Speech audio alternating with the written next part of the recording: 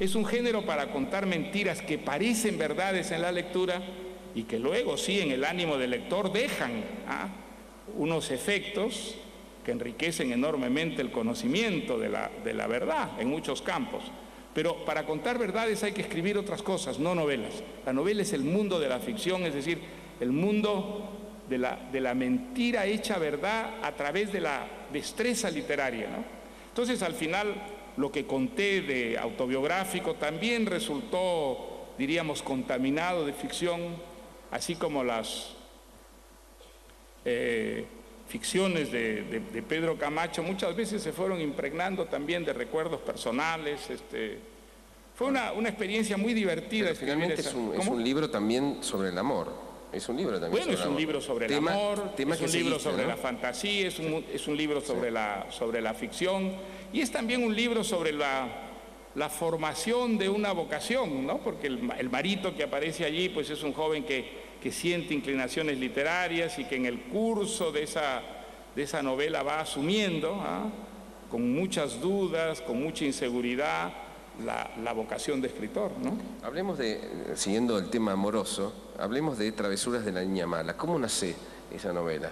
¿De dónde surge esa historia? Bueno, surge también de experiencias vividas, ¿no? De pronto yo me puse a pensar que había tenido el privilegio de vivir en unas ciudades en las que habían ocurrido, mientras yo vivía en ellas, cosas muy importantes que tuvieron una gran repercusión sobre el resto del mundo, ¿no? Vivir en los años 60 en París, por ejemplo, era vivir un momento extraordinariamente interesante de la situación política mundial. Yo diría que la revolución mundial pasaba por París, ¿no? París adoptó la revolución cubana y creó o contribuyó más bien enormemente a la creación del mito, de la leyenda de Cuba como una revolución sana, pura, de jóvenes idealistas. Muchos jóvenes que iban a entrenarse militarmente a Cuba para seguir el ejemplo de los barbudos en la Sierra Maestra pasaban por París.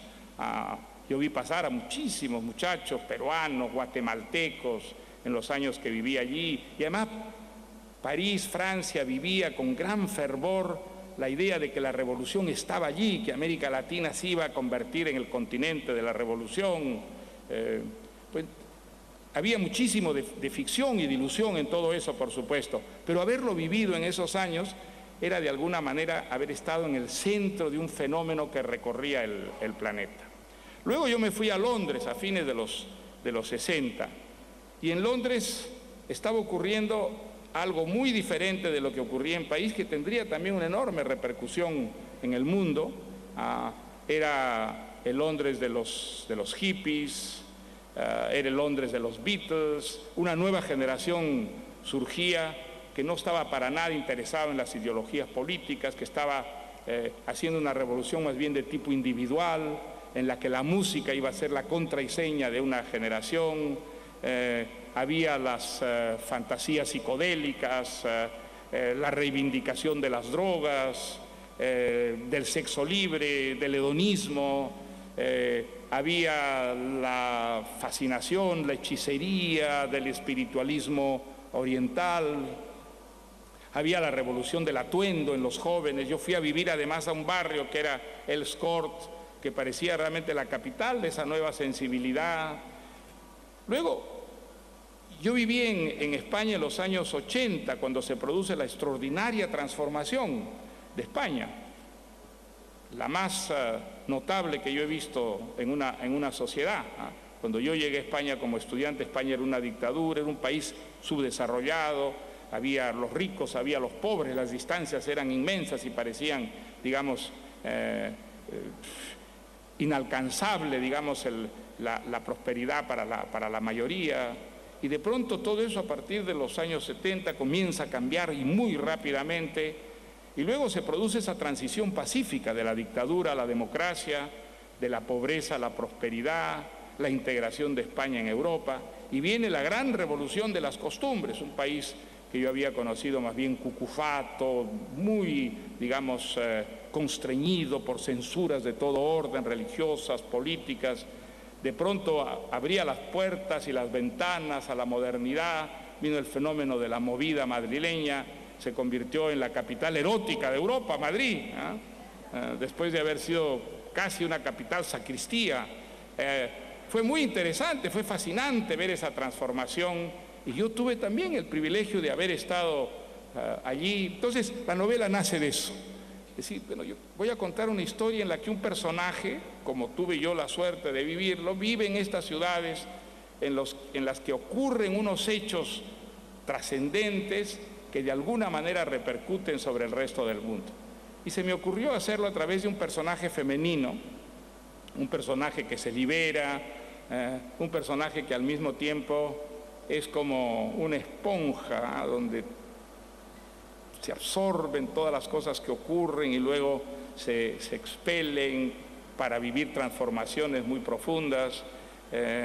Y al mismo tiempo yo me he dado cuenta que escribiendo esa novela, aunque no contaba hechos anecdóticos personales, escribía también una especie de autobiografía, ¿no? Por eso creo que es un libro cargado de nostalgia, cargado de la melancolía que da siempre observar ya desde la edad muy adulta, los años de la juventud, los años de la temprana madurez y sobre todo las distintas ilusiones que las acompañaron, ¿no?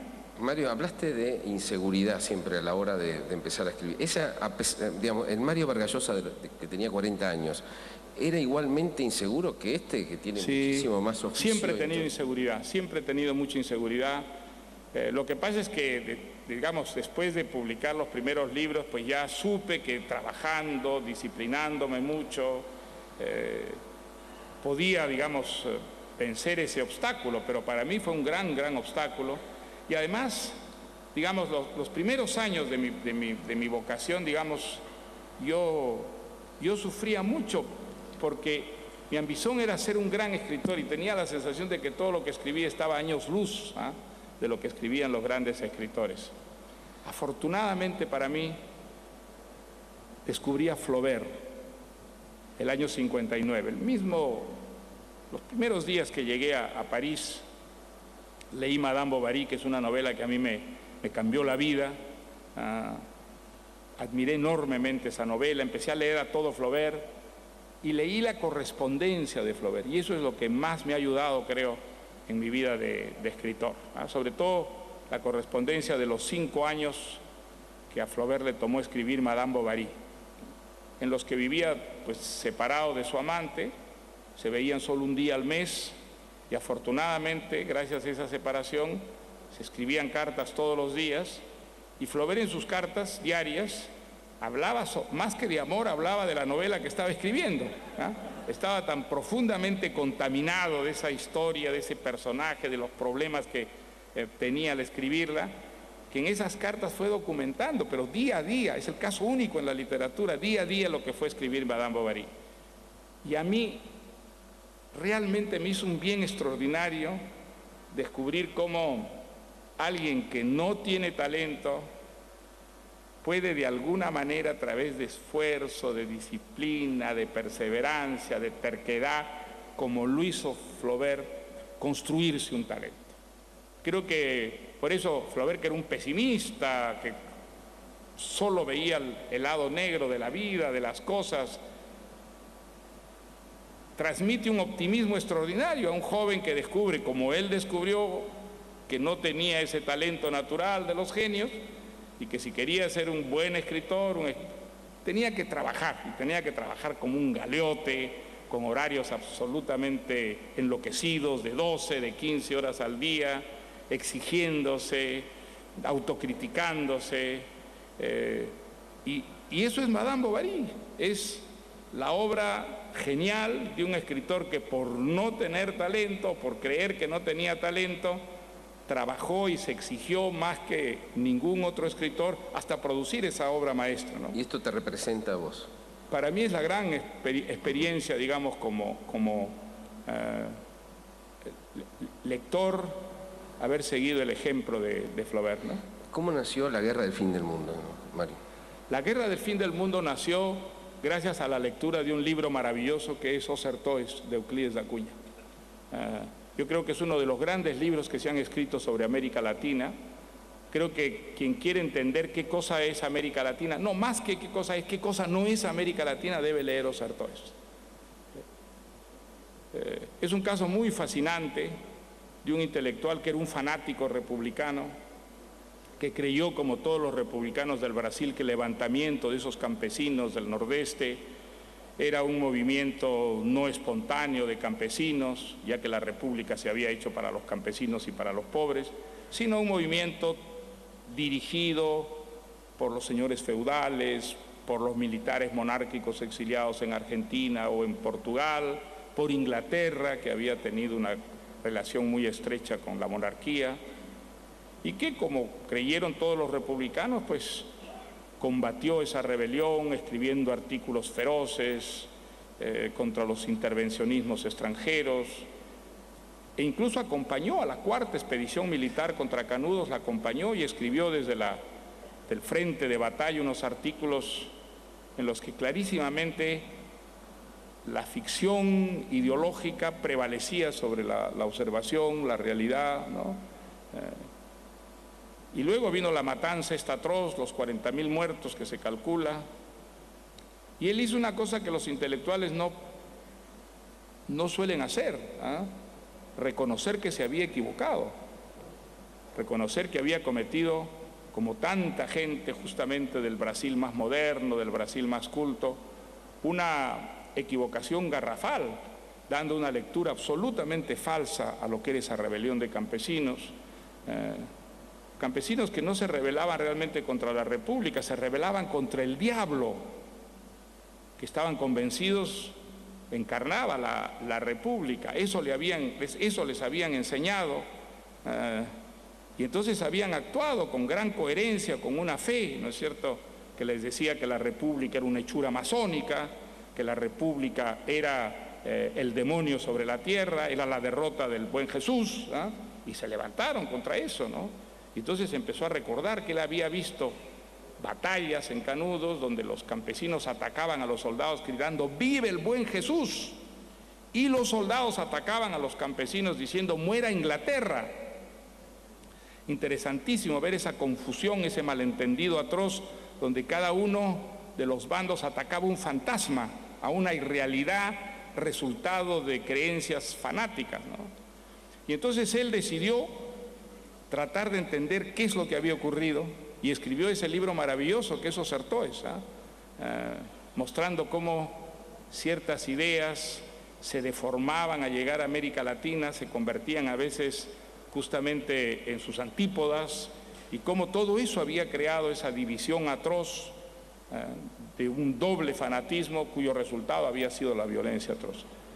Yo leí ese libro en un momento muy difícil para mí desde el punto de vista de las ideas, estaba muy desencantado del socialismo, de la izquierda, hacía una lenta revalorización de la democracia, de la libertad, dentro de una gran confusión, y de repente ese libro a mí me abrió tremendamente los ojos sobre lo que significaba la visión dogmática y fanática y la violencia atroz que eso llega siempre a producir. Bueno, y me di cuenta que Canudos había habido prácticamente en toda América Latina, que todos los países latinoamericanos en algún momento de su historia republicana habían vivido situaciones parecidas de las que habían resultado guerras civiles, matanzas, y entonces sentí esa necesidad, esa urgencia, no sé cómo llamarla, de escribir una historia a partir de esa experiencia, ¿no? Fue una experiencia para mí muy difícil porque yo no conocía, digamos, esa parte del Brasil. Los personajes de la historia no hablaban la lengua en la que yo escribía, todo eso me planteó unos problemas, digamos, técnicos enormes, pero al mismo tiempo fue tan fascinante leer, documentarme, viajar por todos los pueblecitos del interior de Bahía, donde el conselheiro predicó, construyó iglesias. Fue una de las experiencias más emocionantes que he tenido en la vida, ver cómo en esos pueblos tan alejados, tan aislados, lo más importante que había ocurrido fue Canudos, de tal manera que eso estaba vivo todavía en la memoria, bueno, deformado por supuesto por la imaginación, pero muy vivo en la memoria de los campesinos, era otro Brasil, ¿no? Muy distinto del litoral, el Brasil de los caboclos, de los vaqueros, de una religiosidad un poco salvaje pero muy intensa, una experiencia realmente extraordinaria y al mismo tiempo una de las novelas que más trabajo me ha costado escribir, ¿no? Claro, un momento bisagra en tu vida política, en tu sistema de creencias, además, ¿no? Ahí comienza una nueva historia. A eso precisamente quería llegar. Evidentemente podríamos seguir hablando de todas tus novelas. Casi todas ellas no dejan de ser políticas, aunque sean intimistas o históricas, documentales. Realmente creo que el tema de las ideas está de una manera muy permanente en tu obra, ¿no? Y pensaba estos días que hemos hablado en algún momento y que te escuchaba, que vos eras una especie de liberal inglés. ¿Sí? Liberal inglés. Bueno, inglés, liberal sí, inglés, lo soy en un sentido emotivo porque admiro mucho a Inglaterra, donde viví unos años para mí muy hermosos, pero liberal sí soy, o por lo menos trato de serlo, desde luego. Claro, lo digo en el sentido en que hay un liberalismo en Inglaterra que es bastante diferente a cómo se manifiesta el liberalismo en otros sitios, que es un liberalismo que defiende los derechos humanos, la democracia, está contra las dictaduras, tiene una posición dura frente a ciertos dogmas de la Iglesia, dura realmente, ¿no? Y ese liberalismo que yo podría decirte que en términos españoles